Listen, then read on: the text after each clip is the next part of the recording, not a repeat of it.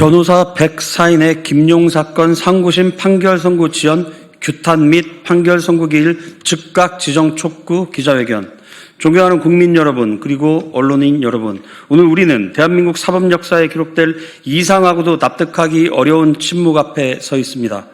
김용 전 민주연구원 부원장에 대한 정치자금법 위반 사건에 대한 상고심이 접수된 지 1년이 다 되어가도록 대법원은 판결 선고 기일조차 지정하지 않고 있습니다. 이것은 단순한 절차 지연이 아닙니다. 이것은 헌법이 보장한 신속한 재판을 받을 권리에 대한 중대한 침해이며 동시에 대한민국 사법 정의의 시계를 멈춰 세운 행위입니다. 왜 이 사건만 멈춰 있습니까? 이제 이 사건은 단순한 김용 개인의 사건이 아닙니다. 이 사건은 윤석열 정권 하에서 검찰 수사의 공정성 문제와 맞물려 대한민국 형사사법 시스템 전체의 신뢰가 걸린 사건입니다. 이 사건에는 다음과 같은 중대한 의혹들이 포함되어 있습니다. 사건 핵심 관련자들의 진술 당시 검찰의 협박과 회유가 있었다는 의혹, 녹취록 등 증거의 작성 정리 과정에서 중대한 위법이 있었다는 의혹, 수사 및 재판 과정의 적법 절차 위배 의혹, 구글 타임라인 등 과학적 증거에 대한 신빙성 판단의 이중잣대 의혹. 이 사건은 유죄냐 무죄냐를 넘어 대한민국 형사재판이 무엇을 근거로 사람의 인생을 판단하는가를 묻는 사건입니다. 그런데 이렇게 중대한 사건의 상고심이 1년 가까이 멈춰서 있습니다. 이것이 정상입니까? 네, 현근택 변호사입니다. 기자회견 이어가겠습니다. 진술에 의존한 유죄, 그런데 그 진술은 어떻게 만들어졌습니까? 이 사건에서 원심의 유죄 판단은 유동규, 남욱 등 사건 핵심 관계자의 진술을 근거로 이루어졌습니다.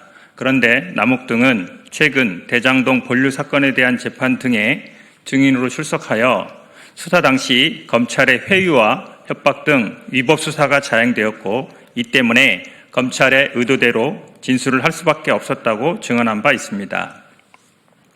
유죄 판결의 근거가 된 진술의 인위성이 부인되고 회유와 협박에 의한 허위 진술이었다면 그 진술에 의존한 유죄 판단은 처음부터 잘못된 것이 아닙니까?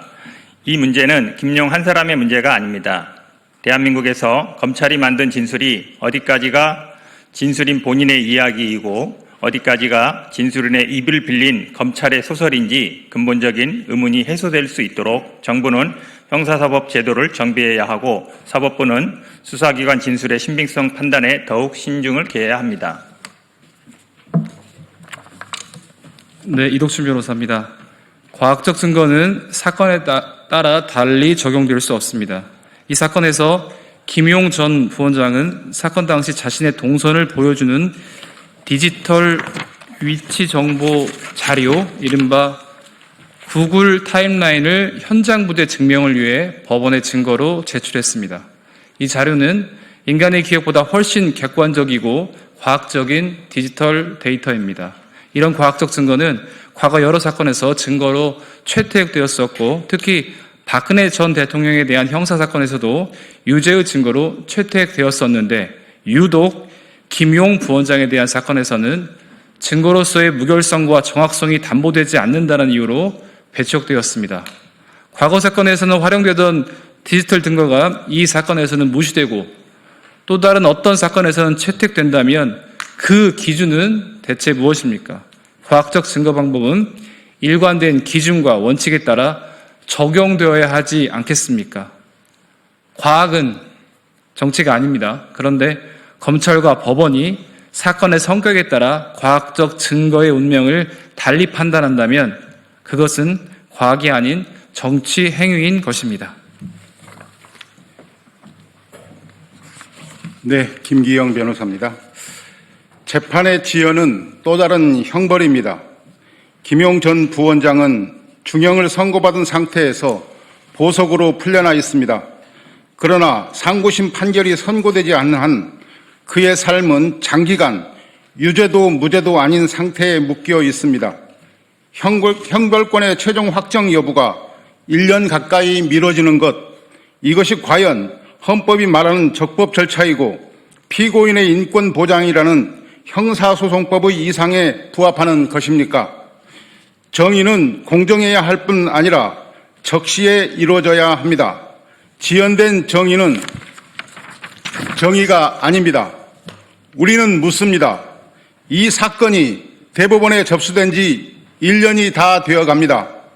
이재명 대통령에 대한 공직선거법 위반 사건에서 대법원은 수만 쪽에 달하는 기록 검토를 단 이틀 만에 끝내지 않았습니까? 왜 이 사건은 선고하지 않고 있는 것입니까? 왜 선고 기일조차 잡지 않는 것입니까? 이 사건이 어렵기 때문입니까? 아니면 너무 민감하기 때문입니까? 사법부가 침묵할수록 정치적 해석과 국민적 불신만 커져갑니다. 사법의 권위는 권력에서 나오는 것이 아니라 적시에 책임있게 판단하는 용기에서 나옵니다. 법조 3년의 한 축인 우리 100명의 변호사들은 사법부의 독립을 존중합니다. 그러나 독립은 책임 없는 지연을 의미하지 않습니다.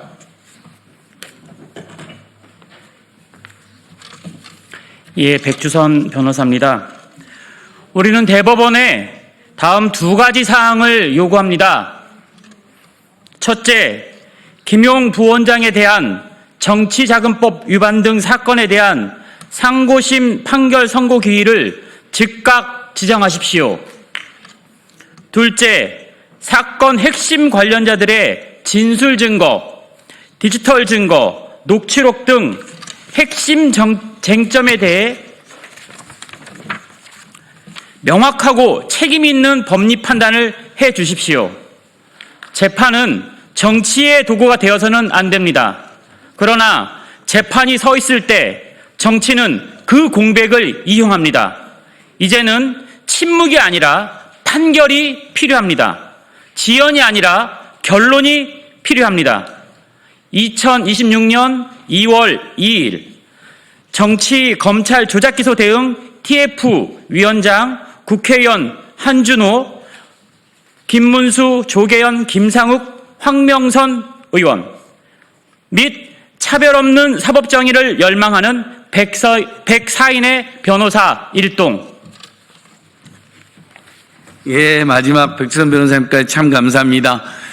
시간만 되면 우리 김지호 대변인의 말씀도 들어봐야 되는데 오랜 동지신데 지금 우리 윤종호 의원님도 기다리고 계셔서 마무리해야 될 것 같습니다. 긴급히 했는데 104인의 법조인들이 모여주셨습니다.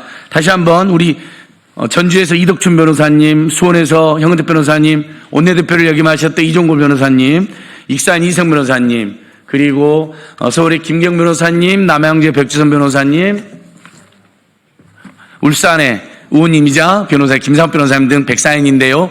정말 뜻 있는 분들이 이렇게 함께 행동해서 너무 고맙습니다. 그리고 지금 오마이뉴스 TV, 서울에서 란닝걸 TV 등의 생방송 내용인데 정말 많은 분들이 보고 계시네요. 응원도 많이 보내주시고 여러분들 열망 모아서 반드시 김용 부원장 등 억울한 피해자들 무죄로 만들고 사법부 철저히 개혁하는 투쟁을 하겠습니다. 오늘 기자회견 경청해 주시고 취재해 주신 기자님들 감사합니다. 기자회견 모두 마치겠습니다. 고맙습니다.